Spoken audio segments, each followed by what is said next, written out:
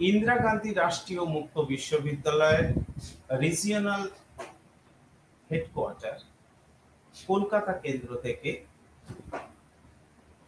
PHIE 141 History of China 1840 to 1978 এই বিষয়ের আলোচনায় ইউনিট নাম্বার 5 বক্সার বিদ্রোহ এবং ইউনিট নাম্বার 6 আত্মশক্তি আন্দোলন ও শত দিবসের সংস্কার self strengthening movement and the 100 days reforms এই আলোচনায় আমি অঞ্জন কুমার বসু আজকের সমস্ত পাঠক সমাজকে স্বাগত জানাই। আজকের আমার আলোচনার বিষয়বস্তু এই দুই পাঠ এককের উদ্দেশ্যগত দিক,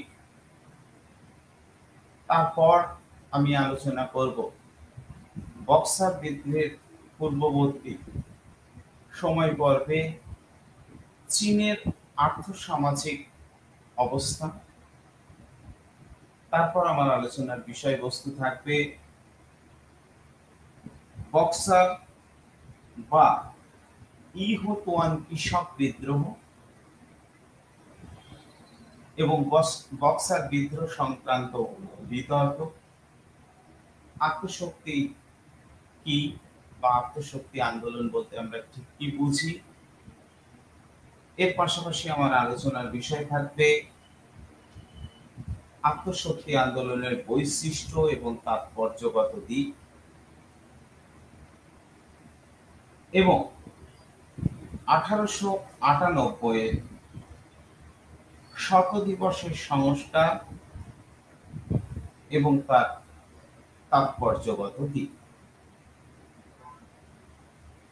এই পাঠ্যক্রমের মধ্য দিয়ে আমরা এই বিষয়গুলি সম্পর্কে একটা স্পষ্ট ধারণা লাভ করি। ইন্দিরা গান্ধী রাষ্ট্রীয় মুক্ত বিশ্ববিদ্যালয় আধুনিক চীনের ইতিহাস পর্যালোচনার ক্ষেত্রে ইতিমধ্যে পাঠক সমাজকে যে বিষয়গুলির উপর পূর্ববর্তী এককগুলির মাধ্যমে একটা ধারণা দেওয়ার চেষ্টা করেছে, তা হল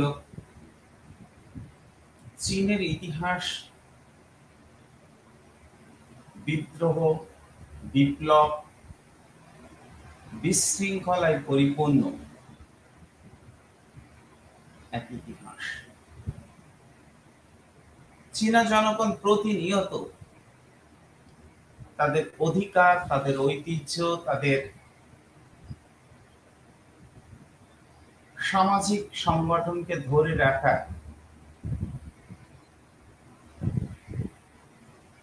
যেমন আন্দোলন সংগঠিত করেছে, পাশাপাশি পাশ্চাত্য শক্তির বিরুদ্ধে বা ইউরোপীয় শক্তি যারা চীন দেশে তাদের বাণিজ্যিক আধিপত্য প্রতিষ্ঠা করেছিল,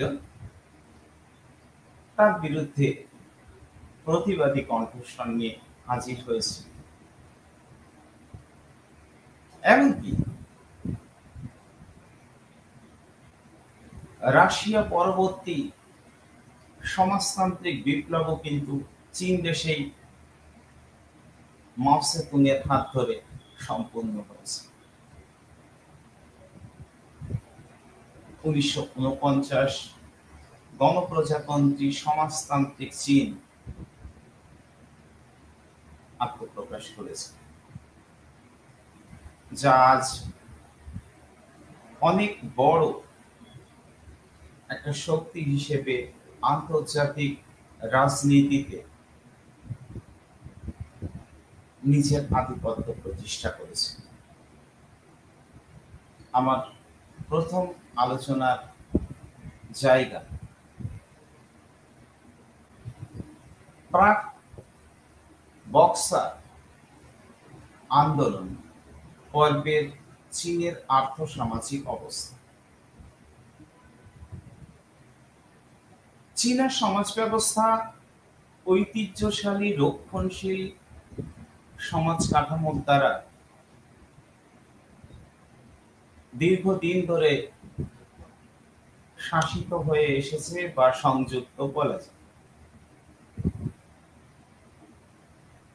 1840-এর আফিম যুদ্ধ এবং তৎপরবর্তী পর্বে তাইপিং বিদ্রোহ, তুংচি পুনঃস্থাপন ইত্যাদি ঘটনা প্রবাহ চীনা সমাজ ব্যবস্থার ইতিহাসে বা রাজনৈতিক ইতিহাসে নানান ধরনের পরিবর্তন এনেছে। সামাজিক স্তরে নারীরা বঞ্চিত, পুরুষদের আধিপত্যবাদ,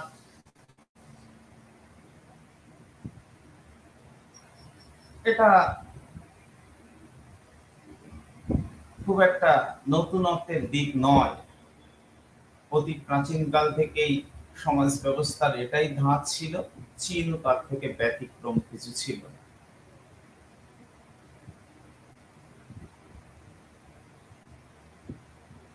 অর্থনৈতিক ক্ষেত্রে চীন এর 70% মানুষেরও বেশি মানুষ কৃষিকাজের সাথে সংযুক্ত ছিল। আফিম যুদ্ধ পরবর্তী পর্বে চীনের আর্থসামাজিক প্রেক্ষাপটে বা আর্থসামাজিক প্রেক্ষাপট যদি আমরা খুঁজি তাহলে দেখতে পাব বিদেশি আধিপত্যবাদ, কৃষক শোষণ, বিদেশি পণ্য সম্ভার, বিভিন্ন বন্দর অ্যামোয়, ফুচাও, নিম্পো, সাংহাই, এই সমস্ত বন্দরগুলোর উন্মুক্তকরণ একেবারে একটা প্রবাহমান বিদেশি আধিপত্যবাদকে জন্ম দিয়েছে। ফলে বিদেশি রাষ্ট্রের স্যাটেলাইট ইকোনমি হিসেবে চীন ভারতবর্ষের মতোই পরিণত হয়েছিল। প্রশাসন থেকে শুরু করে সমস্ত স্তরে দুর্নীতি পরিপূর্ণতা পেয়েছিল। চীনা জনগণ আফিমের নেশায় বুঁদ হয়ে গেছে। এই সামাজিক বিশৃঙ্খলা, অর্থনৈতিক দৈন্যতা এর থেকে কাটিয়ে ওঠার জন্য চীনের জনগণ বারবার করে বিদ্রোহ সংগঠিত করেছে। এক্ষেত্রে আমরা ইতিমধ্যে তাইপিং বিদ্রোহের কথা আলোচনা করেছি। আর 1900 সালে সংগঠিত আর একটি কৃষক আন্দোলন গুপ্ত সমিতি দ্বারা পরিচালিত আন্দোলন ছিল বক্সার আন্দোলন, যাকে চীনা ভাষায় ইউহোতুয়ান কৃষক বিদ্রোহ বলে অভিহিত করা হয়। 1899 খ্রিস্টাব্দে এই বক্সার আন্দোলনের সূচনা হয়। 1901 পর্যন্ত এর প্রভাব চলতে থাকে এবং এটা একটা সমিতি বা বিভিন্ন সমিতি সম্মিলিতভাবে আন্দোলনকে সংগঠিত করে। এই ট্রায়াগ্রাম সোসাইটি নামক একটি গুপ্ত সমিতির শাখা ছিল বক্সার সমিতি। এই ট্রায়াগ্রাম সোসাইটি পা কুয়াচিও নামেও পরিচিত ছিল। পা কুয়াচিও নামেও পরিচিত ছিল। এই সমিতি শ্বেতপদ্ম বা হোয়াইট লোটাস সোসাইটি নামক মাঞ্চু বিরোধী গুপ্ত সমিতির সাথে যুক্ত ছিল। তার কারণ আমি আগেও বলেছি, মাঞ্চুরদেরকে বিদেশি বলে গণ্য করা হতো এবং মিংদেরকে চীনারা চীনের আদি রাজশক্তি বলে গণ্য করত। এই শ্বেতপদ্ম সমিতির মধ্যে আইহোচুয়ান বা ইহোতুয়ান, দেখুন বাংলায় এই উচ্চারণগুলো ইহো-চুয়ান কোনো বইতে আপনারা পাবেন, কোনো বইতে আইহো-চুয়ান পাবেন। ফলে এটার জন্য বিভ্রান্ত হওয়ার কিছু ব্যাপার নেই। চীনা নাম, সেটার উচ্চারণগত একটা সমস্যা থেকেই। এমনকি বিভিন্ন চাইনিজ হিস্ট্রি বুকসে সেখানেও উচ্চারণগত একটা সমস্যা বা স্পেলিংগত একটা সমস্যা রয়েছে। যাই হোক, আইহো-চুয়ান কথাটির অর্থ ছিল মুষ্টি যোদ্ধা, ন্যায় ভিত্তিক ভাতৃসঙ্গ। রাইট আওয়াজ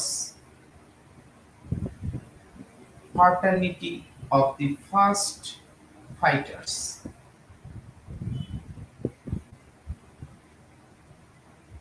আইহো এর অর্থ ছিল ন্যায় পরায়ণতা, চুয়ানের অর্থ ছিল মুষ্টিযোদ্ধা, অর্থাৎ ন্যায় পরায়ণ মুষ্টিযোদ্ধা এদেরকে বলা হতো। বক্সার সমিতির সদস্যদের দেহ ও মনের মধ্যে একটা সমন্বয়ের জন্য মুষ্টি যুদ্ধ তারা অনুশীলন করতেন। বক্সারদের মধ্যে 70% কৃষক পরিবার থেকে এসেছিল। এছাড়াও কারিগর, দোকানদার, শিক্ষক, ছাত্র, রাজকর্মচারী, সর্বহারা শ্রেণীর জনগণও অংশগ্রহণ করেছিল। এবং প্রথম দিকে মাঞ্চু শাসন ব্যবস্থার অবসান এই বক্সার বিদ্রোহীরা কামনা করেছিলেন। মাঞ্চু রাজতন্ত্র বিরোধী কাজের জন্য বক্সার সমিতিকে বেআইনি ঘোষণা করা হয়েছিল। এই সমিতি হুয়ান, কিয়াংশু, শান্টুং অঞ্চলে শক্তিশালী হয়ে ওঠার পাশাপাশি পরবর্তীকালে এদের কার্যকলাপ আরো দূর দূরান্তে ছড়িয়ে পড়ে।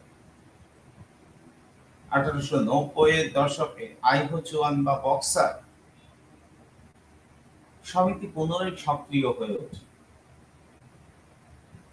মাঞ্চু রাজবংশের বিরোধিতার পরিবর্তে তারা বিদেশীদের বিরুদ্ধে নানান ধরনের কার্যকলাপ পরিচালনা করে। খ্রিস্ট ধর্মের প্রচারকদের খ্রিস্ট ধর্ম প্রচারে বাধা সৃষ্টি করা, পাশ্চাত্য সভ্যতা সাংস্কৃতিক সংস্কারের বিরোধিতা করা, এই তিনটি ছিল তাদের মূল উদ্দেশ্যগত দিক। যাই হোক, মাঞ্চু শাসনের অবসান প্রাথমিক পর্বে বক্সার আন্দোলনকারীদের মূল উদ্দেশ্য বলে গণ্য হয়েছিল। পাঠক সমাজ মনে রাখবে, এর পাশাপাশি মাঞ্চু শাসকদের পাশাপাশি ক্রমে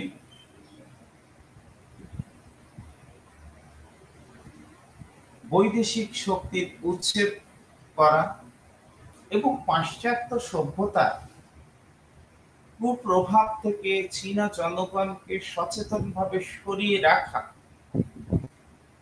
এগুলো বক্সার আন্দোলনকারীদের আদর্শগত দিক ছিল। তাদের মধ্যে পাশ্চাত্য সাম্রাজ্যবাদী মনোভাব এর ফলে চীনা সমাজের যে ক্ষতি সাধিত হয়েছে তা তারা উপলব্ধি করতে পেরেছিলেন। তাই এর বিরুদ্ধে তারা ক্রমে আন্দোলন সংগঠিত করেছে। এ প্রসঙ্গে আমি বলতে চাই, পাশ্চাত্য শক্তিবর্গের কাছে সাম্রাজ্যবাদী মনোভাবের বিরোধিতা করার প্রয়োজন তাদের মধ্যে তৈরি হয়েছিল।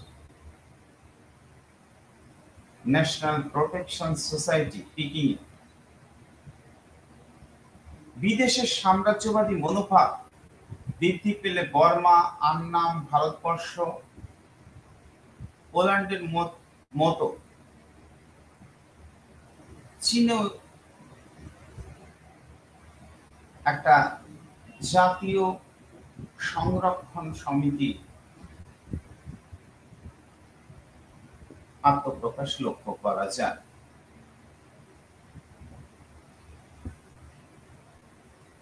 বিভিন্ন সমিতিগুলো চীনের শানডুংয়ে অবস্থিত তাওহুই সমিতি, এছাড়া বিগ শোর্ড সোসাইটি, বৃহৎ তলোয়ার সমিতি, হোয়াইট লোটাস সোসাইটি, যা আমি ইতিমধ্যে উল্লেখ করেছি,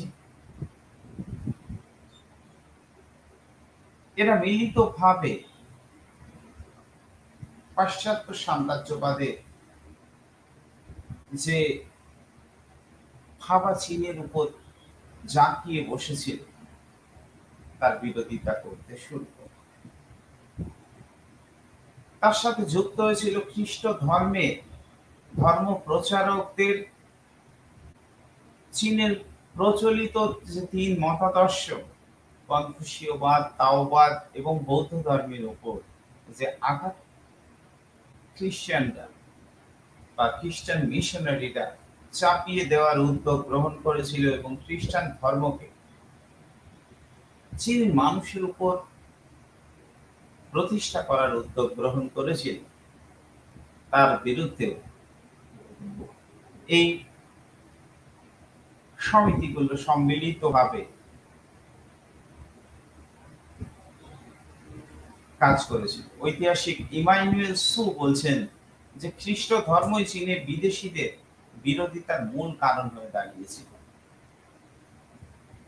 তাছাড়াও কিছু প্রাকৃতিক দুর্যোগ এই সময়, যেমন জেচাওয়ান, কিয়াংশি, কিয়াংশু, এই সমস্ত অঞ্চলে বন্যা, আবার 1899 থেকে 1900 খ্রিস্টাব্দে পিকিং এবং উত্তর চীনের বেশিরভাগ জায়গায় খরা, এই দুর্গতি সাধারণ মানুষের জীবনকে অনেকটা ক্ষতিগ্রস্ত করেছিল এবং তাদের কোথায় যেন মনে হয়েছিল যে বিদেশি শক্তি বা খ্রিস্টান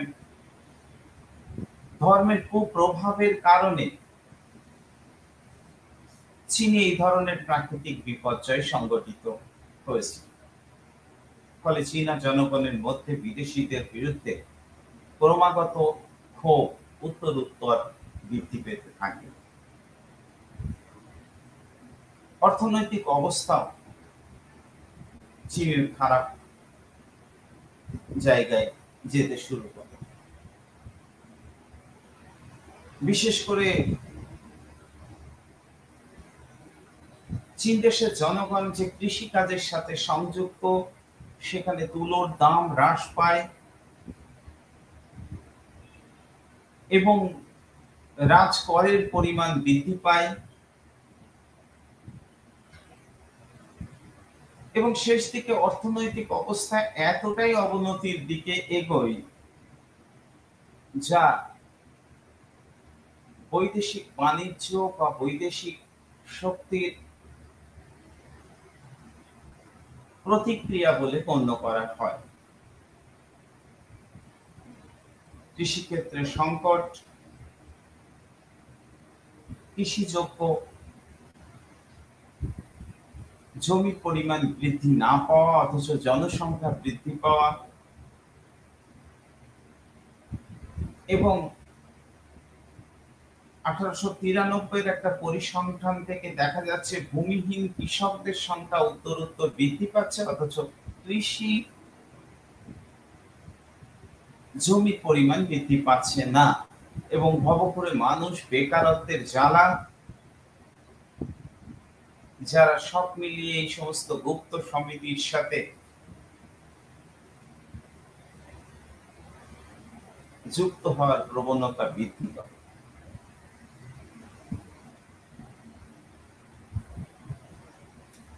এই সমস্ত কারণ এর পাশাপাশি সামাজিক অসন্তোষকেও আমরা বক্সার বিদ্রোহের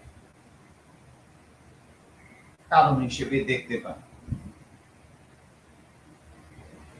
এবং ক্রমেই বিপ্লবীরা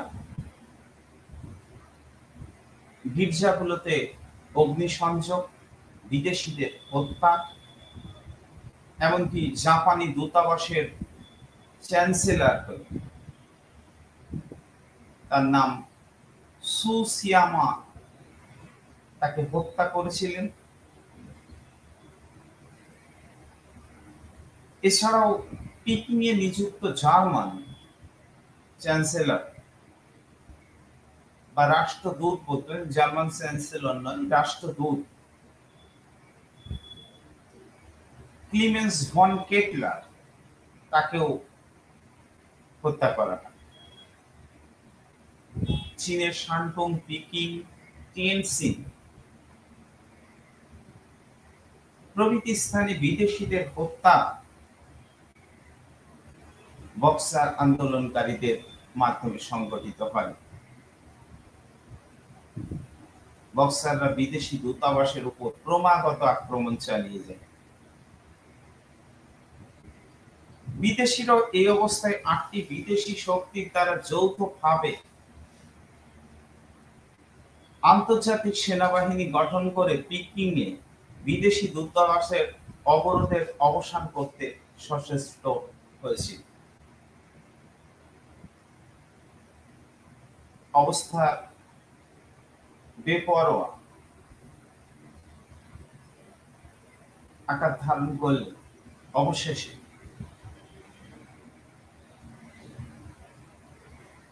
মাঞ্চু শাসকরা বক্সার বিদ্রোহীদের পথকে সমর্থন করেছিল।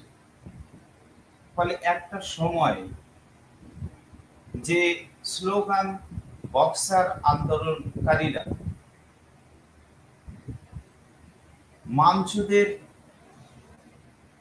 মাঞ্চু শাসনের অবসান করো বা কর, মিং শাসন ফিরিয়ে আন বা আনো, সেই জায়গা থেকে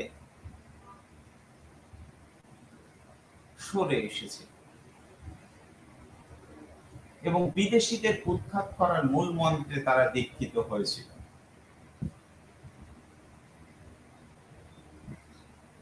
যাই হোক, 1900 খ্রিস্টাব্দের 24শে ডিসেম্বর 12টি শর্ত সম্বলিত একটি চুক্তির প্রস্তাব,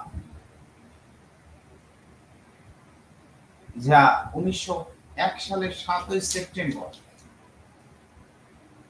চীন ও 11টি বিদেশি শক্তির মধ্যে স্বাক্ষরিত হয়েছিল, যা বক্সার প্রোটোকল নামে অভিহিত করা হয়। এই চুক্তির শর্তগুলো বক্সার আন্দোলনকে দমিয়ে দেওয়ার পরে সম্ভবপর হয়েছে, যার ছত্রে ছত্রে বিদেশি আধিপত্যবাদ জাঁকিয়ে বসেছে এবং চীনের থেকে 450 মিলিয়ন টিল ক্ষতিপূরণ হিসেবে দাবি করা হয়েছিল। 1901 থেকে 1941 এর মধ্যে ধাপে ধাপে সেই ক্ষতিপূরণের অর্থকে বিদেশিরা দাবি করেছিল। এছাড়াও বক্সার প্রোটোকল এর মধ্য দিয়ে বিদেশি বিরোধিতায় সামিল হওয়া বহু রাজপুরুষদের মৃত্যুদণ্ড বা হত্যার নির্দেশ দেওয়া হয়েছিল। অন্যদিকে কঠোর শাস্তি দেওয়া হয়েছিল প্রিন্স চুয়াংকে, যাকে মৃত্যুদণ্ড দেওয়া হয়েছিল। ইউশিয়েন ও উচ্চপদস্থ 10 জন কর্মচারীকে কারাদণ্ডে দণ্ডিত করা হয়েছিল। বিভিন্ন প্রদেশে 200 জনের মতো কর্মচারীকে কঠোর শাস্তি দেওয়ার মতো বিষয়গুলো যুক্ত করা হয়েছিল। এছাড়া বিদেশিরা রাষ্ট্রদূতবাসীগুলিকে সতর্ক প্রহরার জন্য বিদেশি রাষ্ট্র পিকিং এর সেনা রাখার অধিকার লাভ করেছে। প্রথম দিকে বিদেশি 10টা রাষ্ট্র পিকিং এ তাদের দূতাবাসের সামনে বিদেশি সেনা রাখার অনুমোদন পেয়েছিল। পরবর্তীকালে 2 বছরের মধ্যে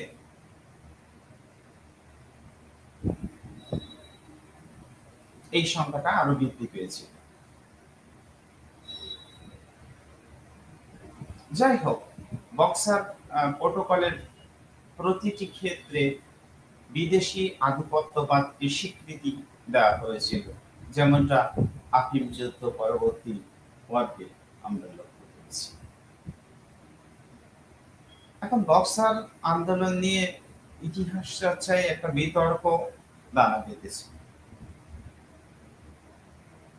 এই আন্দোলনের চরিত্রগত দিক ঠিক কিরকম ছিল? আন্দোলন কি আদেও স্বতঃস্ফূর্ত ছিল, না কিছু বিপ্লবী মানুষের উচ্ছৃঙ্খলতা ছিল, না রক্ষণশীলতাই মোড়া একটা আন্দোলন ছিল? এ নিয়ে ইতিহাসবিদদের মধ্যে বিতর্ক আছে। Victor parcel the boxer uprising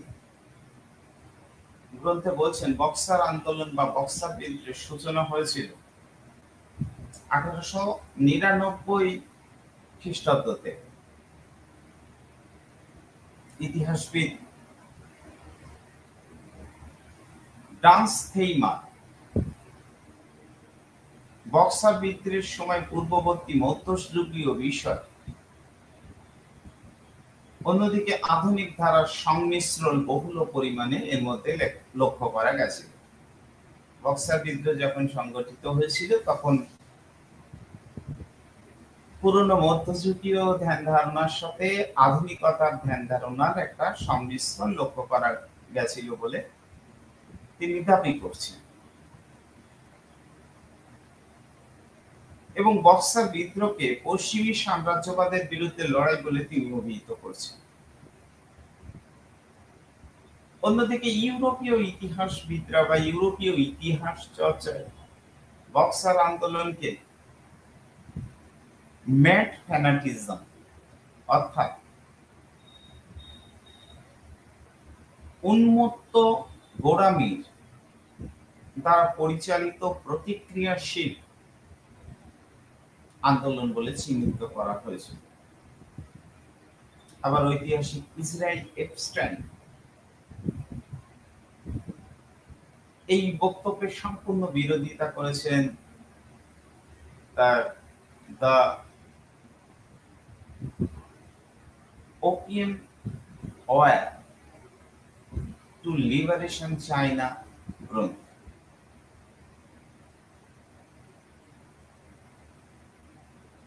তিনি বলেন, বক্সার বিদ্রোহকে প্রতিক্রিয়াশীল বিদ্রোহ হিসেবে অভিহিত করা সাম্রাজ্যবাদের পক্ষ থেকে একটা কুরটনা বা কুৎসা, যাকে আমরা বলি, ছাড়া আর কিছু নয়। বক্সার অভ্যুত্থানের মধ্য দিয়ে গণপ্রজাতন্ত্র চীনের ঐতিহাসিকরা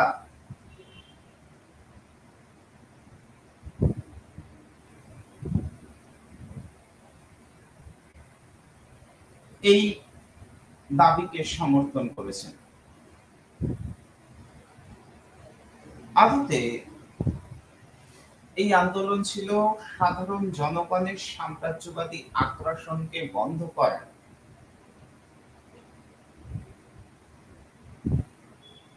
একটা আন্দোলন। বিখ্যাত আমেরিকান লেখক মার্ক টোয়েন তিনি লিখছেন, সাম্রাজ্যবাদী শক্তিগুলির বিরুদ্ধে বক্সার আন্দোলন এক উল্লেখযোগ্য এবং তাকে স্বাগত জানানোর মতো মানব জাতির উপযোগী একটা আন্দোলন। ঐতিহাসিক এরিক্স হবসবম তার প্রিমিটিভ রেভেলস গ্রন্থেও বলছেন বক্সার বিদ্রোহ ছিল সামাজিক ও প্রতিবাদের আদিম অভিব্যক্তি। রবিন হুডের মতো নেতা গ্রামীণ গুপ্ত সংস্থার প্রতিবাদী সংগ্রাম, প্রাক সর্বহারা শহুরে জনগণের দাঙ্গার সংমিশ্রণ বক্সার বিদ্রোহে লক্ষ্য করা যায়। বিদেশি বিরোধিতা, খ্রিস্ট ধর্মের বিরোধিতা হিসেবে বক্সার বিদ্রোহ গড়ে উঠেছে। তবে যাই হোক, এই আন্দোলনে নারীদের ভূমিকা উল্লেখযোগ্য ছিল।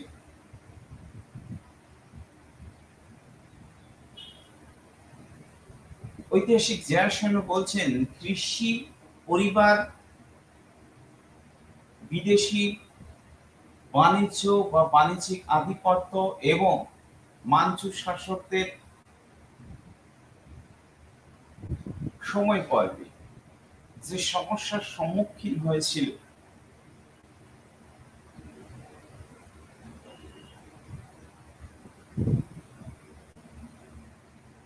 তাতে কৃষক সমাজের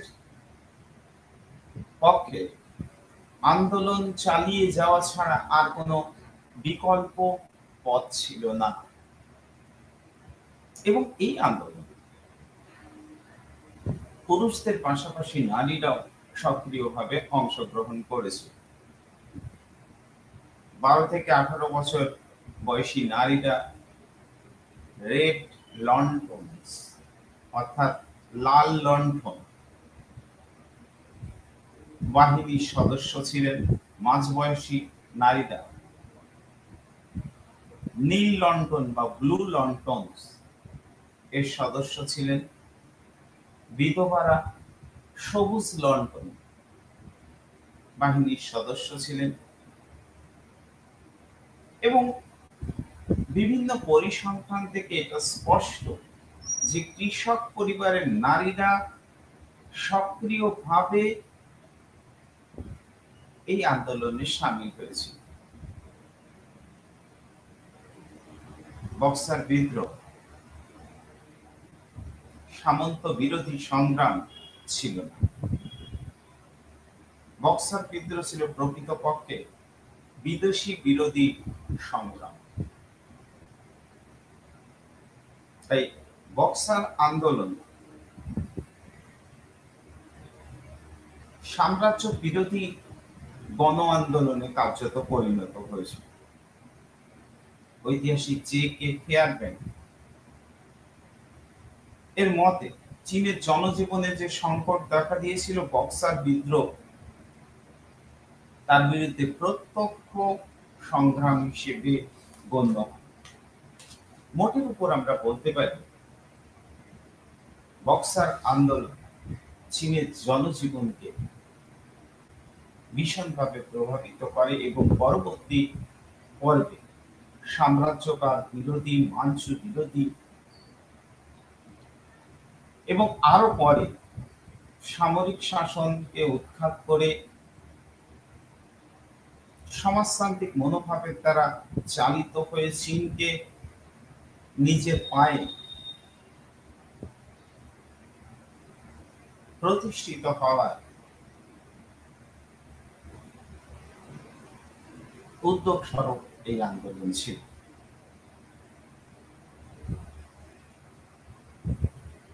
সমাজের সর্বস্তরের মানুষ অংশগ্রহণ করলেও কৃষকদের অংশগ্রহণ ছিল এই আন্দোলনে উল্লেখযোগ্য বিষয়। এই আন্দোলনের কেন্দ্রীয় নেতৃত্ব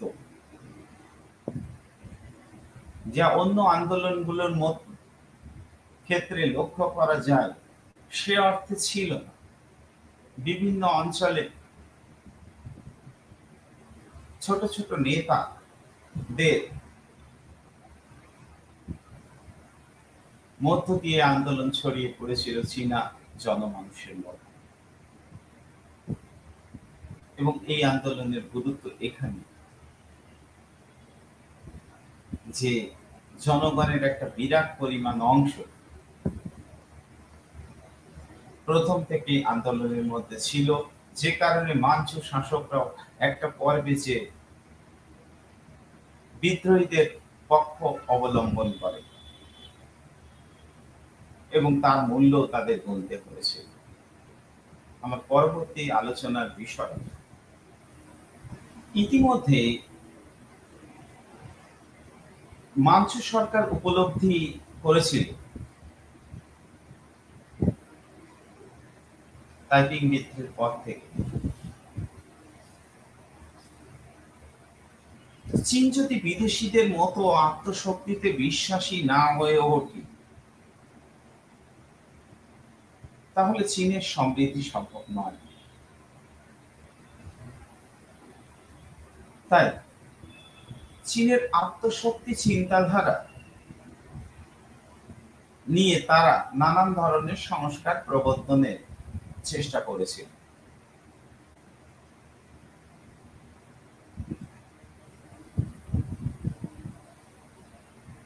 এবং যাতে করে চীন তার নিজের শক্তিতে বিদেশি বিরোধিতার জায়গায় উঠে আসতে পারে।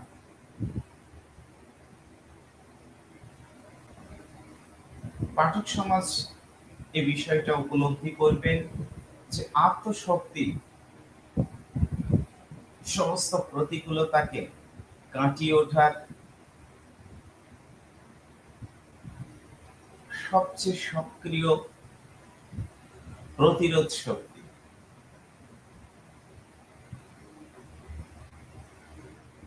বা পথ বলতে পারি। এই আত্মশক্তি উপলব্ধি করা যে চীন একটা রাষ্ট্র, তার কি করা উচিত, কোন ক্ষেত্রগুলোতে সে শক্তিশালী হয়ে উঠতে পারে, সেই প্রচেষ্টার জন্য প্রয়োজন বোধে চীনকে পাশ্চাত্য শক্তির সাহায্য নিতে হবে। চীন রাষ্ট্র কর্তৃক বজায় রাখার ক্ষেত্রে, রাষ্ট্র শক্তিকে বজায় রাখার ক্ষেত্রে আত্মশক্তি বা নিজস্ব শক্তির প্রয়োজন ছিল। বিদেশির মতো চীনাদেরও নিজেদের শক্তিশালী করে গড়ে তোলার তাগিদ ছিল। তুংচি পুনরুদ্ধারের সময় থেকেই ঊনবিংশ শতকের শেষ দিক পর্যন্ত বা সময় পর্ব পর্যন্ত এই আত্মশক্তি বাড়ানোর ক্ষেত্রে বিভিন্ন ধরনের সংস্কারের প্রবর্তন করা হয়েছিল। চীনা জনগণ নিজেদের শক্তি বৃদ্ধি করার ক্ষেত্রে কতগুলি উল্লেখযোগ্য প্রক্রিয়ার সাহায্য নিয়েছিলেন। সরকার কর্তৃক রাষ্ট্রের জনগণের বা রাষ্ট্রীয় সার্বভৌমত্বের বিষয়টিকে সক্রিয়ভাবে প্রতিষ্ঠা করার জন্য আত্মনির্ভরশীল হওয়ার প্রয়োজনীয়তাই আত্মশক্তি।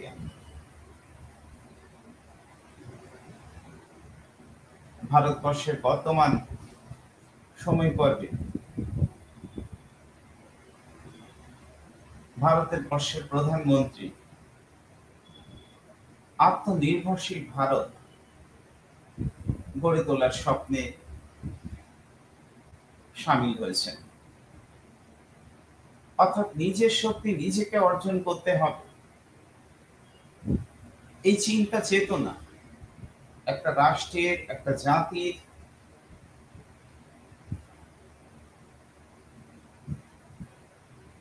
কাছে ভীষণ গুরুত্বপূর্ণ। তুংচি পুনঃস্থাপনের কিছু সীমাবদ্ধতা অবশ্যই ছিল,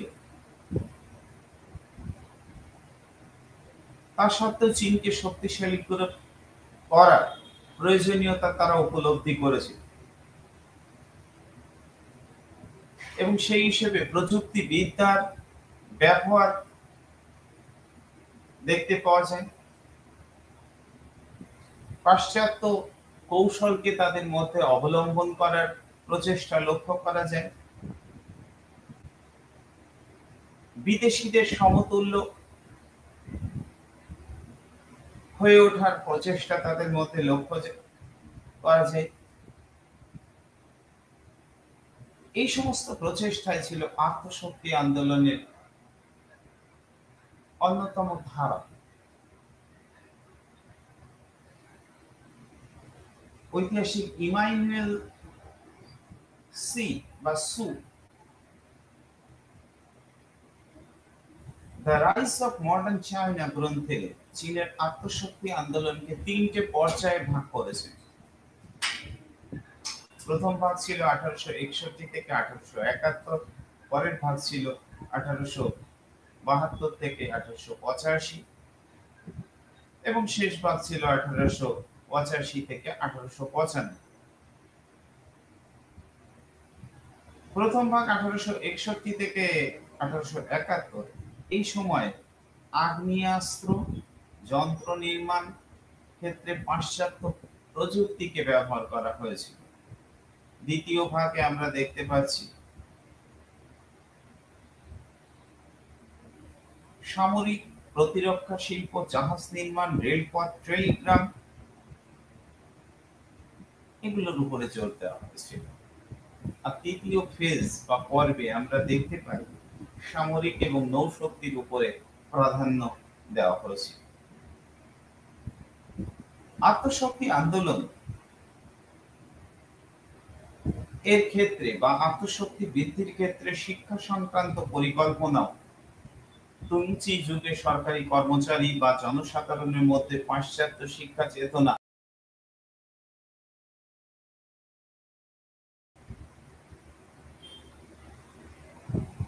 বিভিন্ন বিদেশি ভাষা শিক্ষা দেওয়ার প্রয়োজনীয়তা তৈরি হয়েছিল। রাশিয়ান ভাষা শিক্ষা পিকিং এর একটি শিক্ষা প্রতিষ্ঠান দিয়েছিল। এছাড়া বৈদেশিক কাজকর্মের সাথে যুক্ত সরকারি কর্মচারীদের ভূগোল শিক্ষা, স্থান বিবরণ সংক্রান্ত তথ্য, বিদেশি দ্রব্য, বিদেশি শাসন প্রণালী ইত্যাদি বিষয়ের উপর পরীক্ষা আয়োজন করা হয়েছিল। হংকং, অ্যাময়, সাংহাই, ফুচাও প্রভৃতি স্থানীয় শিল্প প্রতিষ্ঠান গড়ে তোলা হয়েছিল এবং চীনের একদল ছাত্রকে বিদেশে পাশ্চাত্য শিক্ষায় শিক্ষিত হওয়ার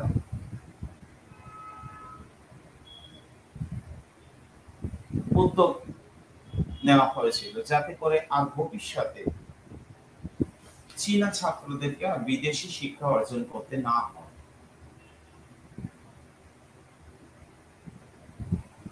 আত্মশক্তি বৃদ্ধি, বৈদেশিক শক্তির প্রতি সহযোগিতার মনোভাব, বাণিজ্যিক উদ্যোগ, সামরিক শক্তি বৃদ্ধি, নানান কলাকৌশল আত্মশক্তি বৃদ্ধির অন্যতম উদ্যোগ হিসেবে গণ্য হয়েছিল। তবে চীনের আত্মশক্তি বৃদ্ধির প্রচেষ্টা শেষ পর্যন্ত সফলতার জায়গায় পৌঁছতে পারেনি। অন্তত যে সময় পর্বে আত্মশক্তি বৃদ্ধি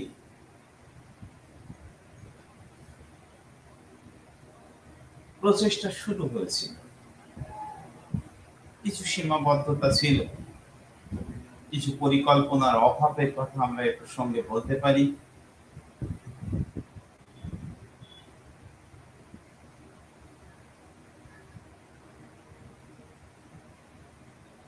বিদেশি প্রভাব অপসারণ করা এবং অভ্যন্তরীণ বিদ্রোহ দমন করা এটা শাসকদের লক্ষ্য হয়ে উঠেছিল।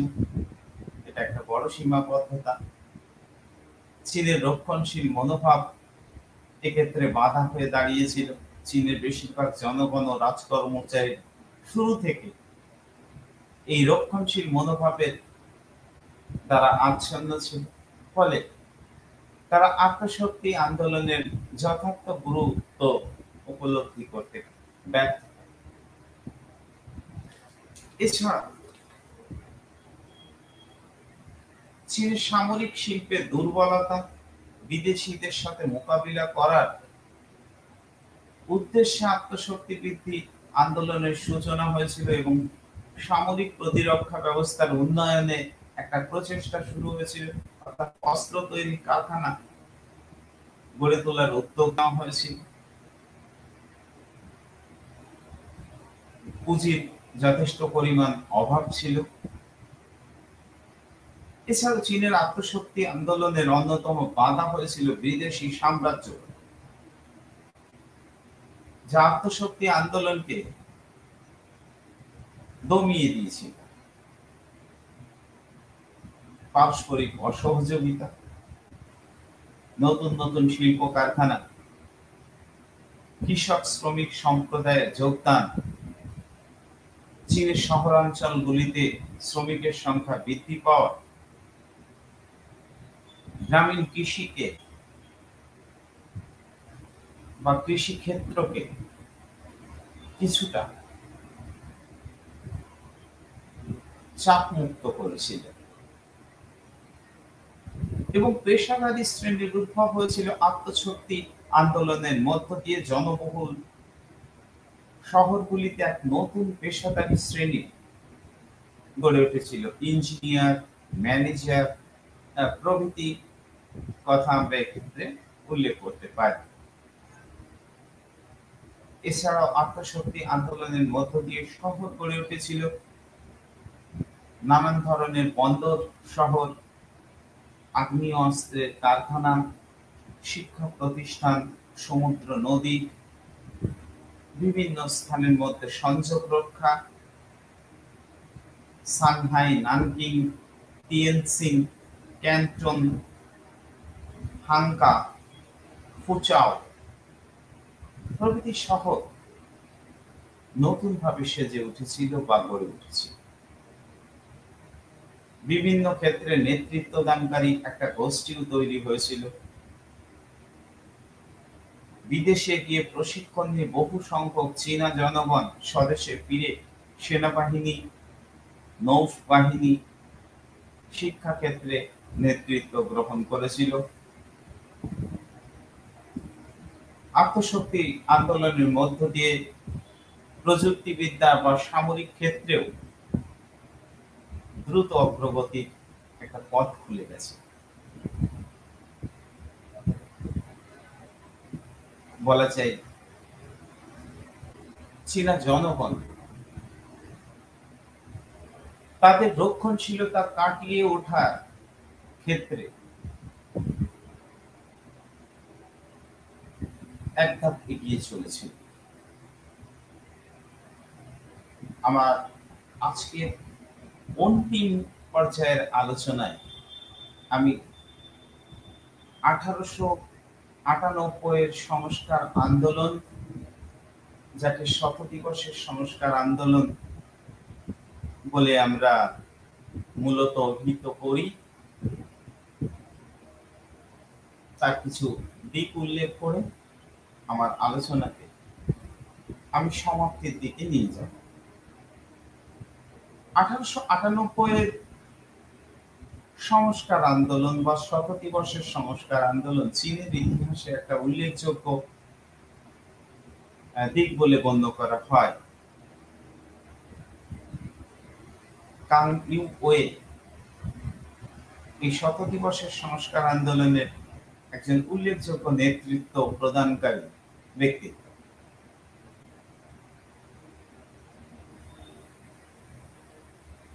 এই সংস্কার আন্দোলনকে ঠিক চীনা সংস্কৃতি সম্পূর্ণ অনুসারী বলা যাবে না। এটা একটা চৈনিক ও চীনা সংস্কৃতির সংমিশ্রণ দিয়ে তৈরি একটা সংস্কার আন্দোলন হিসেবে আমরা অভিহিত করি বা অভিহিত করতে পারি।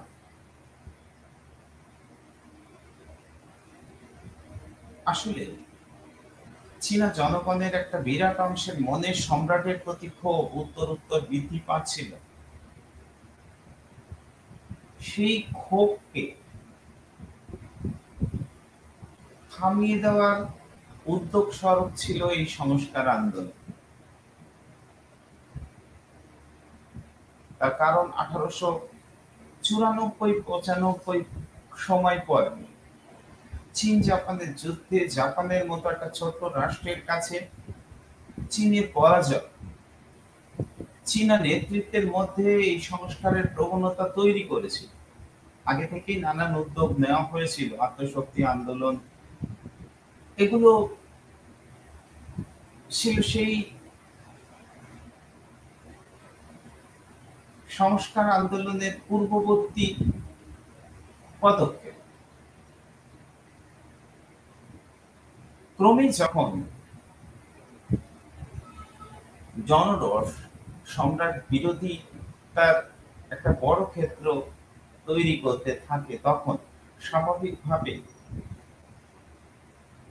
চীনা সম্রাট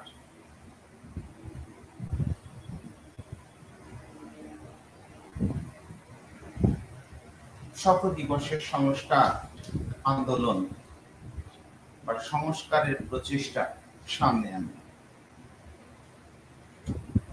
এবং কাং ইউ ওয়ে এই সংস্কারের কর্মসূচি চীনা সম্রাটের সামনে হাজির করে। এছাড়াও চ্যাং সি তুং চীনের সংস্কৃতি ও ঐতিহ্যের রক্ষার্থে কিছু সংস্কারের উদ্যোগ গ্রহণ করে। লিয়াং চি চাও সংস্কার কর্মসূচিতে নিজেকে সংযুক্ত করে।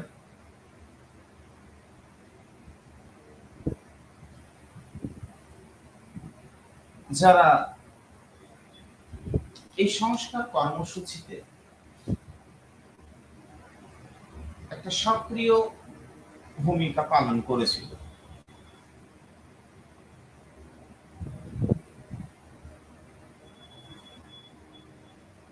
এই সংস্কার কর্মসূচি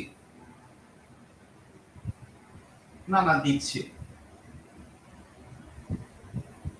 জাতীয় প্রশাসন সংক্রান্ত সংস্কার কর্মসূচি, শিক্ষা সংক্রান্ত সংস্কার কর্মসূচি,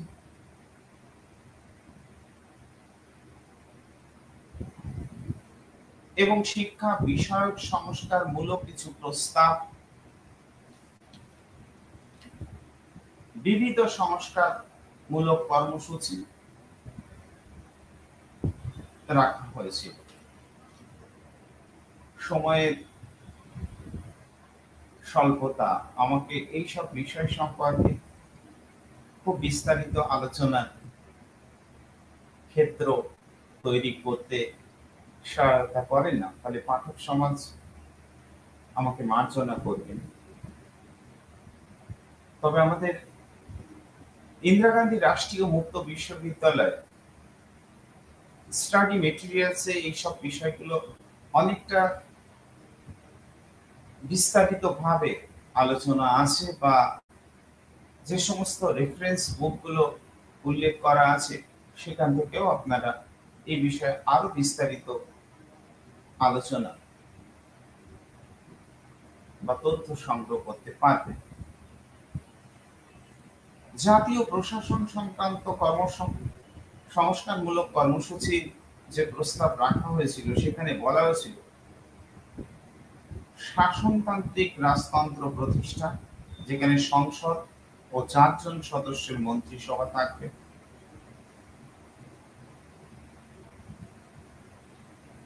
বেসরকারি এবং সরকারের সঙ্গে যুক্ত নয় এমন নাগরিকদেরও শাসনতান্ত্রিক ক্ষেত্রে সুপারিশ দান করার অধিকার থাকবে। প্রশাসনিক কাজগুলোকে দ্রুত প্রণয়ন করা সম্পন্ন করা হবে এবং প্রশাসনিক ক্ষেত্রে কর্মদক্ষতা উন্নয়নের প্রচেষ্টা করা হবে। দেশের আইন পরিবর্তন করে অতিরাষ্ট্রিক নীতির বিলুপ্তি ঘটানো হবে, যেটা চীনা জনগণের আফিম যুদ্ধ পরবর্তী পর্বে চীনা জনগণের উপর চাপিয়ে দেওয়া হয়েছিল, বিদেশিরা চাপিয়ে দিয়েছিল, এবং সেক্ষেত্রে মাঞ্চু শাসকরা তা মেনে নিতে বাধ্য হয়েছিল। প্রগতিশীল ব্যক্তিদের প্রশাসনিক দায়িত্ব নিয়োগ করা হবে এমন কথা এই প্রশাসন সংক্রান্ত সংস্কারের মধ্যে রাখা হয়েছিল। এছাড়া শিক্ষার উন্নতির সাথে চীনের রাজধানীর সৌন্দর্য বৃদ্ধির প্রস্তাব দেওয়া ছিল। কৃষিক্ষেত্রে উন্নতির উদ্যোগ নেওয়া হয়েছিল। এগুলো শিল্প বা অর্থনৈতিক উন্নয়ন এবং শিক্ষা বিষয়ক বিদেশি ভাষায় লেখা গ্রন্থগুলি চীনা ভাষাতে অনুবাদের, সিভিল সার্ভিসের উচ্চতর স্তরের পরীক্ষা, রচনাগুলি আধুনিক ঘটনার উপর লেখা ভীতি প্রবর্তন করা হয়েছিল। প্রাচীন মঠ ও ধর্মীয় কাজে অব্যবহৃত অঞ্চলগুলিতে বিদ্যালয় স্থান প্রতিষ্ঠার উদ্যোগ নেওয়া হয়েছিল। পরীক্ষা বিষয়ক নিয়মাবলী সংশোধন করা হয়েছিল। এছাড়াও অন্যান্য সংস্কারের মধ্যে ধর্ম প্রচারকদের রক্ষণাবেক্ষণের উদ্যোগ নেওয়া হয়েছিল। সামরিক বিভক্তের উন্নতি সাধনের প্রস্তাব রাখা হয়েছিল। যাই হোক, 100 দিবসের সংস্কার শেষ পর্যন্ত কিন্তু ব্যর্থ হয়েছিল নানান কারণে।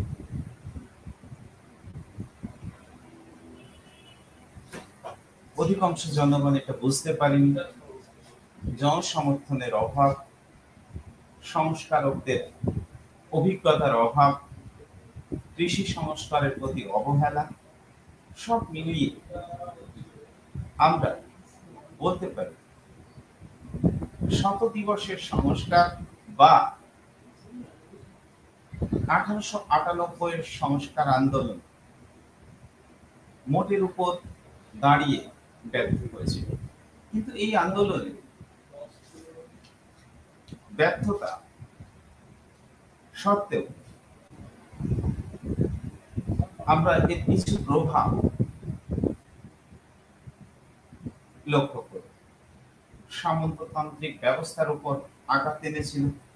পরবর্তী পর্বে আত্মশক্তি আন্দোলনের সীমাবদ্ধতার উপর দাঁড়িয়ে বক্সার বিদ্রোহের সূচনা হয়েছিল। আমি আর্থসামাজিক অবস্থা আলোচনা প্রসঙ্গে প্রাক বক্সার যুদ্ধ পর্বে চীনের আর্থসামাজিক পর্বের আলোচনা প্রসঙ্গে তা উল্লেখ করেছি। সমাজ জীবনে নানান ধরনের প্রভাব পড়েছিল এবং মাঞ্চু ও চীনা জনগণের বিরোধ তৈরি হয়েছিল, যা শেষ পর্যন্ত 1911 বিদ্রোহ বা বিপ্লবকে সফলতার দিকে পৌঁছে দিতে এক গুরুত্বপূর্ণ পদক্ষেপ হিসেবে কাজ করেছিল। কাছে 100 দিবসের সংস্কার, 1898 এর সংস্কার আন্দোলন এই সম্পূর্ণভাবে ব্যর্থ বলা যায় না। এগুলো ছিল চীনা সংস্কৃতির ধারাবাহিক অগ্রগতির পদক্ষেপ স্বরূপ। ধন্যবাদ। আমি আমার আলোচনা আজকের মতো এখানেই সমাপ্ত।